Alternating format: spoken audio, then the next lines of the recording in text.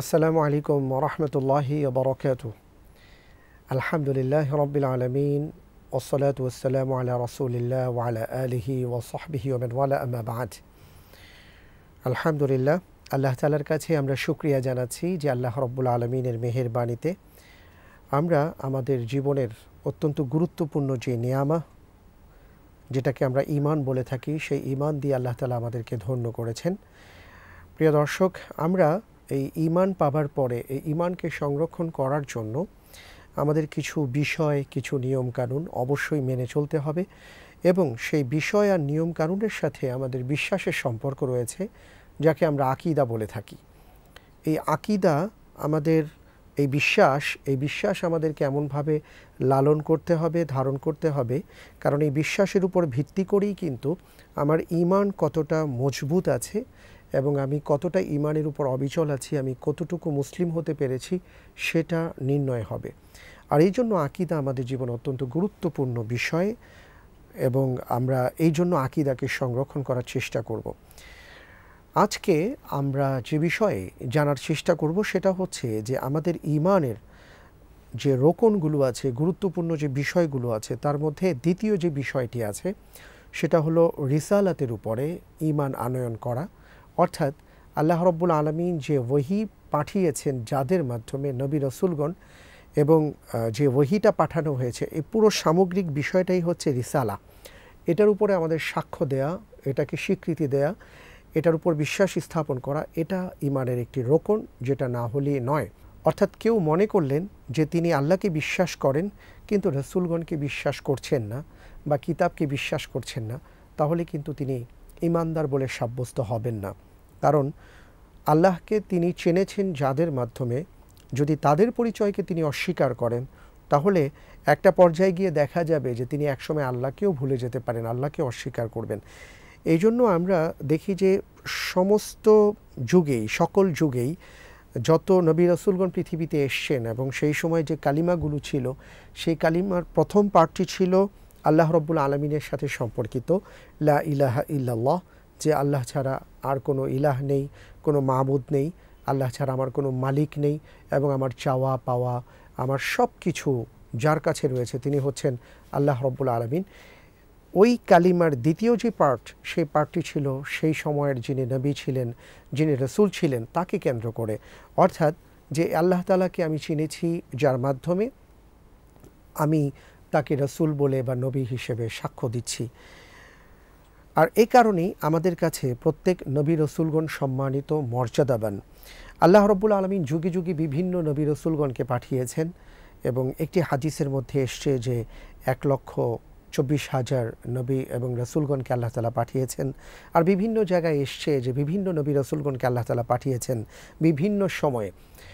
প্রতিটি মুসলিমের দায়িত্ব হচ্ছে যে সকল নবী রাসূলগণকে বিশ্বাস করা, তাদেরকে মর্যাদা দেয়া এবং তাদের মাঝে সম্মানের ক্ষেত্রে, মর্যাদার ক্ষেত্রে কাউকে খাটো না করা, বরং সবাইকে সম্মানের আসনে আসীন করা।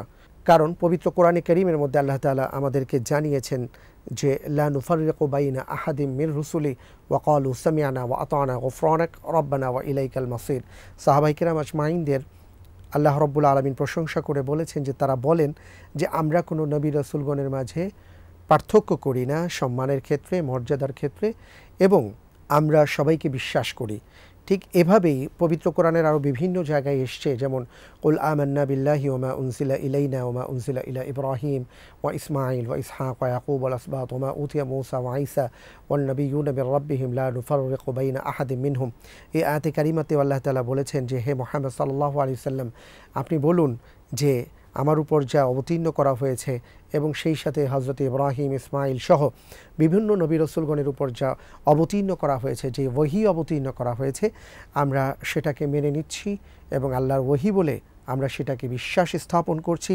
পাশাপাশি আমরা কোনো নবী রাসূলগণের মাঝে সম্মানের ক্ষেত্রে, মর্যাদার ক্ষেত্রে আমরা পৃথক করছি না। আরেকটি বিষয় হচ্ছে যে অসংখ্য নবী রাসূলগণ এসছেন, আমরা সবার নাম জানি না, আমরা সবাইকে চিনি না। পবিত্র কোরআনে কারীমের মধ্যে যে সকল নবী এবং রাসূলদের কথা এসছে, যেমন 25 জন নবী রাসূলের কথা ঘোষণা করা হয়েছে, আমরা বিশ্বাস করি যে তারা যেমন নবী রাসূলগণ, ঠিক এমনি করে আল্লাহ রব্বুল আলমীর বিভিন্ন যুগে বিভিন্ন সময়ে পৃথিবীর বিভিন্ন অঞ্চলে যত নবী রসুলগণকে পাঠিয়েছেন তারা সবাই আল্লাহ রব্বুল আলমিনের সম্মানিত বান্দা, তারা গোলাম ছিলেন এবং সেই যুগের সর্বশ্রেষ্ঠ মানুষ ছিলেন এবং তারা সর্বকালের সর্বশ্রেষ্ঠ মহামানবদের যেই দল রয়েছে সেই দলের অন্তর্ভুক্ত। আর এর মধ্যে নেতৃত্ব দেবেন মুহাম্মদ রাসূলুল্লাহ সাল্লাল্লাহু আলাইহি ওয়াসাল্লাম।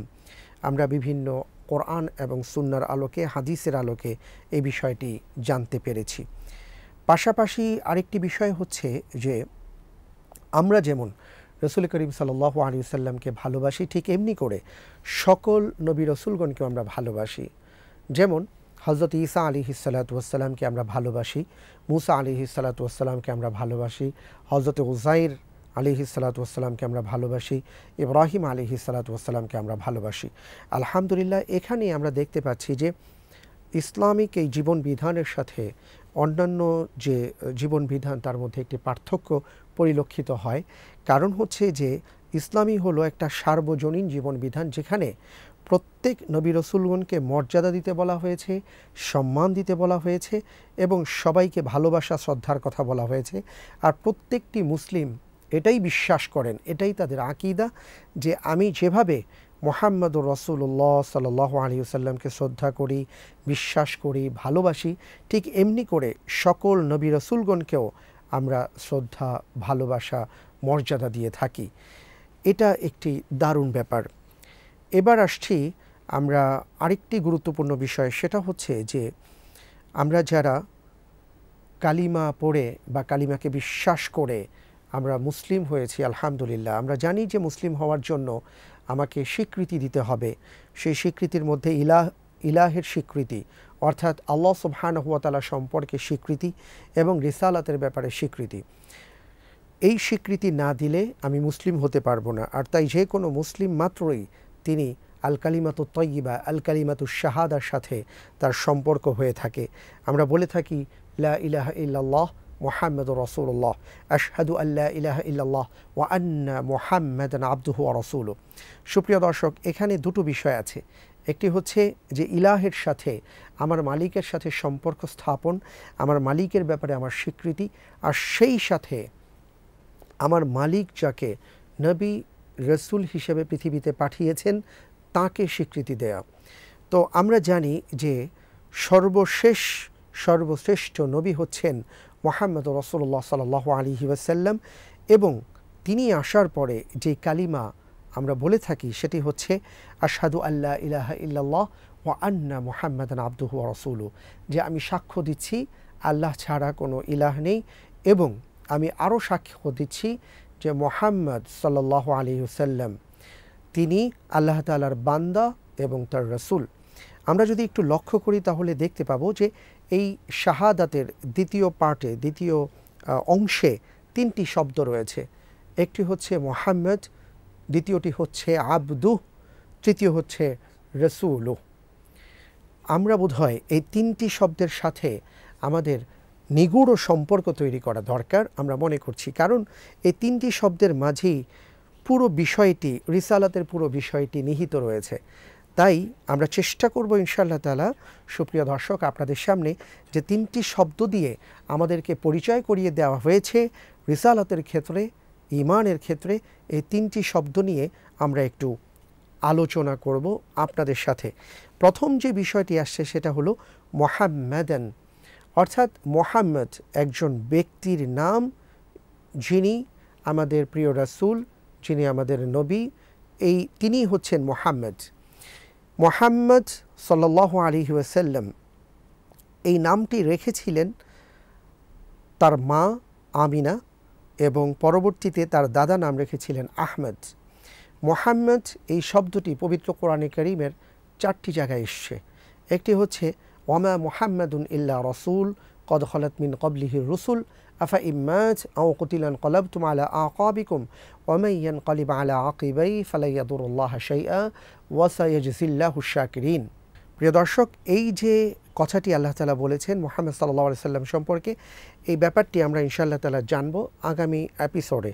তাহলে আজকে যে বিষয়টি আমরা জেনে নিলাম সেটি হচ্ছে যে একজন ইমানদারের জন্য আল্লাহর প্রতি বিশ্বাস স্থাপন করা যেমন ইমানের রোকন, না করলে তিনি ইমানদার হবেন না, ঠিক সেই সাথে তাকে আরও বিশ্বাস স্থাপন করতে হবে আল্লাহ তাআলা যাকে রসুল হিসাবে পাঠিয়েছেন তার প্রতি যদি তিনি এই বিশ্বাসের ক্ষেত্রে কোনো ধরনের কম বেশি করেন তাহলে তার ঈমান থাকবে না। এই সম্পর্কে আমরা ইনশাআল্লাহ শুনবো কথা। আগামী এপিসোডে আপনাদেরকে দেখার আমন্ত্রণ জানিয়ে আজকের মতন বিদায় নিচ্ছি। আল্লাহ হাফিজ। আসসালামু আলাইকুম ওয়া রাহমাতুল্লাহি ওয়া বারাকাতুহু।